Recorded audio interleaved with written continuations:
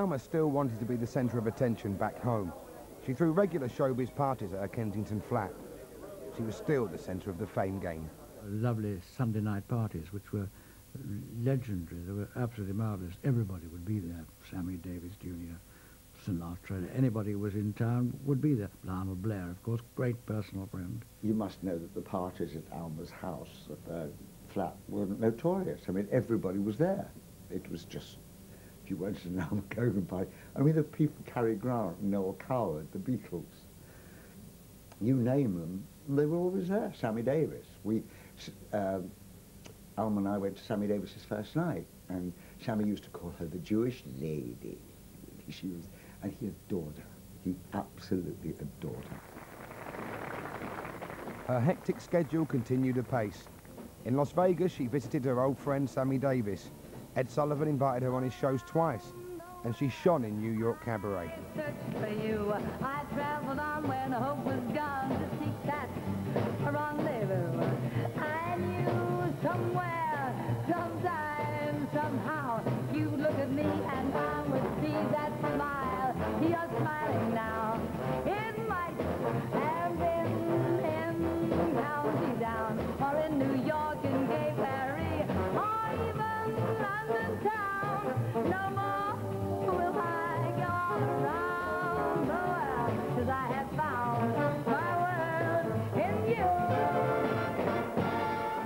Such a lot of world to see.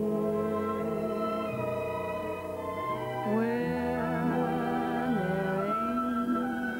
the same rainbow's end, waiting round the bend. Turning 30 was no hindrance to Alma, despite the youth of new 60s stars. Another year, another continent. This time TV in Australia. To sing in the trees, someone to bless me whenever I sing. Let there be cuckoos, a lark and a dove, but most of all, please, let there be love. Let there be Ella, let there be fame, let there be great songs for singers to sing. Let there be Melbourne and Sydney too, tennis and football and Taronga Park Zoo. Let there be Chanel No. 5 and 7 too, but most of all, please, let there be you. Well, that's... Back in London, Beatlemania was rife. Alma adopted them and they became frequent guests in her flat in Kensington High Street. Lennon called her Sarah Sequin. To the others, she was Auntie Alma. She was extremely fond of not only the Beatles' music, but of the Fabulous Four themselves, and I would very often see them at her apartment. Now he's my boy, and he's got me in a whirl. He's my boy, and I'm telling all the world. 'Cause he buys me pretty things, you know, buys me diamond rings, you know, he does. Yeah, he loves me, he loves me, he loves me, and I say, fine. Oh, I was there at the time when Paul McCartney came in. He said, I've got this wonderful tune running through my head. I haven't done anything about it, but I haven't finished it. But he went to the piano and he went to...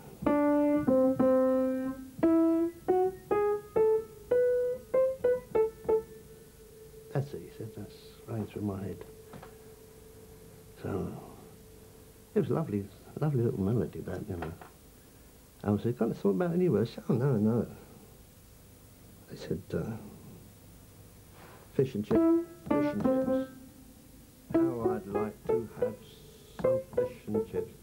That's what I remember him saying. I don't remember saying anything else but fish and chips. And she'd take a Beatles song and record it in an entirely different fashion to the way the Beatles recorded it. 8 days a week, for instance, I think that was on her last LP. She did it in a sort of big band, jazzy sort of style. Covers of Beatles hits, 8 Days a Week and Help, although well received, failed to chart.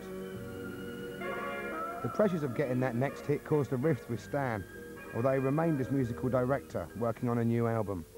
Fill my heart with stars. Now there was a new man in her life, Brian Davis, who shared her Jewish upbringing. It was he who accompanied her on a tour of the emerging northern nightclub circuit. I long for all I worship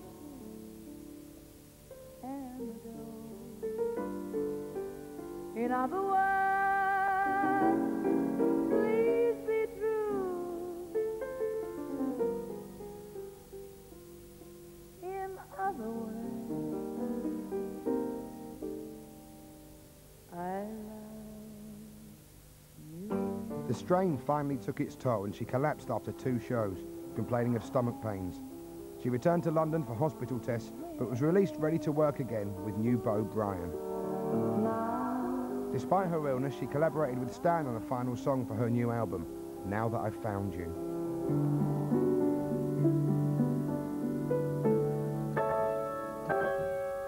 One of those sort of things, but we incorporated that in the record, and you got things, piano players playing there, and the drums play dum dum dum dum dum dum dum, that sort of a rhythm, and the guitar players playing all sorts of things, and then every now and again this coming.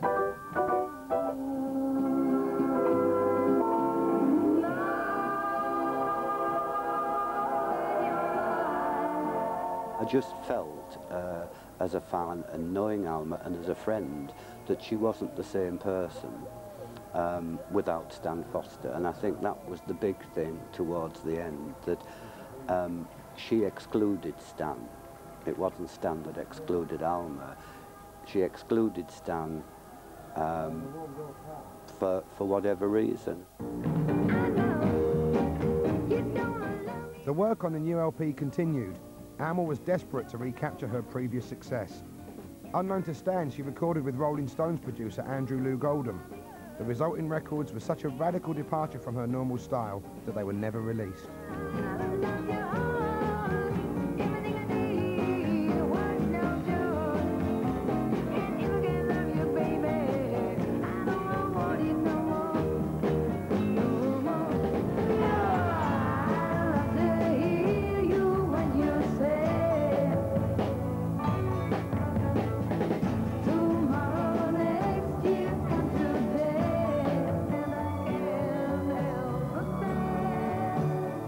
Brian took her on a tour of Sweden, where she remained very popular, to promote her new hit single there, Hello Baby.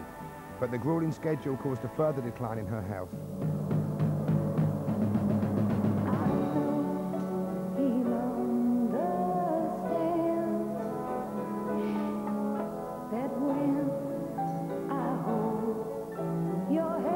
Returning to England, she was rushed to hospital, too ill to complete her final album.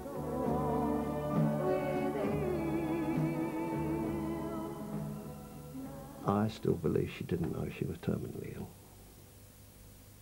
Right up to the time she went into the nursing home for the last time. She didn't know then. I'm convinced of that. She didn't know she was dying. But unfortunately she was. Bruce Forsyth and I heard she was really not well. I think she was in the Welbeck Clinic, or one of those clinics. And I said to Bruce, why don't we go and see Alma? And I remember we went in to see her, and we came out, and I just burst into tears. I've never seen her look like that. And it was a week before she died. Her secret illness claimed her life. She died of ovarian cancer, aged just 34 years old. Her album remained unfinished.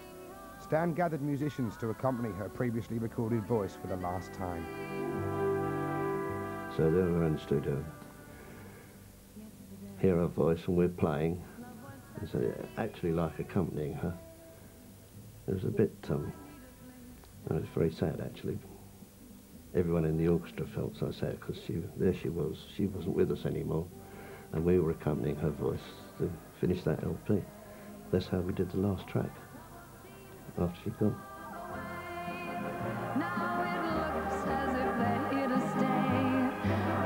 Oh, I believe. Alma's legacy of hits remains unsurpassed by any British female, a lasting testimony to the success of the girl with the giggle in her voice. I used to be.